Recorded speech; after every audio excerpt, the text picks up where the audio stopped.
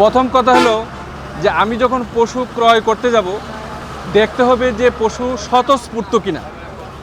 স্বতঃস্ফূর্ত বলতে আমি যেটা বোঝাচ্ছি সেটা হচ্ছে সে তার কানের মুভমেন্ট ঠিক আছে কিনা। তার যদি কোনো রোগবালাই না থাকে তাহলে কানের মুভমেন্ট ঠিক থাকবে, তার লেজের মুভমেন্ট ঠিক থাকবে, লেজ দিয়ে সে মশামাছি তাড়াবে। আর আমি যদি তার চামড়ার দিকে তাকাই তাহলে স্কিনটা থাকবে হচ্ছে তার ইনট্যাক্ট। অ্যানিম্যালটা যদি ডিহাইড্রেটেড থাকে তাহলে তার স্কিনে লুজ থাকবে। এবং অনেক চর্মরোগ আছে যেগুলো স্কিনের উপরে স্পট ফেলায়, যেমন লাম্পি স্কিন ডিজিজ একটা ডিজিজ আছে যে তার সারা শরীরে মানে গুটি গুটির মতো দেখা যায়। তো এই সমস্ত স্কিনের স্পট মানে এগুলো আমরা অ্যাভয়েড করব।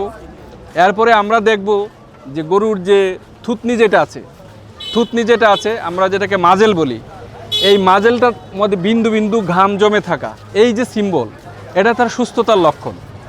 এটা আমাদেরকে দেখতে হবে।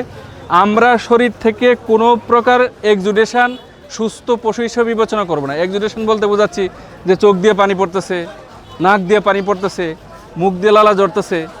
এরপর আমরা তার পাগুলা দেখব যে দুই পায়ের মাঝখানে কোনো ক্ষত আছে কিনা।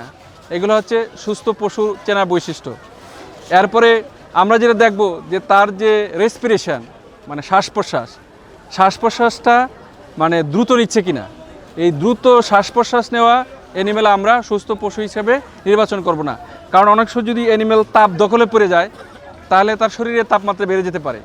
অথবা কোনো সংক্রামক ব্যাধি আমরা যেটা বাইরে থেকে বুঝতেছি না, তার সিস্টেমের মধ্যে আছে, সংক্রামক ব্যাধিতে আক্রান্ত হইলে তার মানে শরীরের তাপমাত্রা যখন বাড়বে, সংক্রামক ব্যাধির কারণেও তাপমাত্রা বাড়তে পারে, অথবা পরিবেশের তাপমাত্রা বৃদ্ধির কারণেও তাপমাত্রা বাড়তে পারে।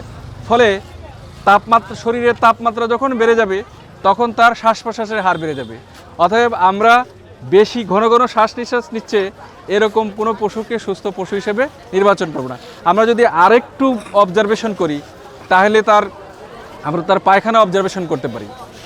তার পায়খানা যদি মানে পাতলা থাকে, মানে নরম থাকে, বিশ্রী গন্ধযুক্ত থাকে, এগুলাকে আমরা সুস্থ পশু হিসেবে নির্বাচন করি না।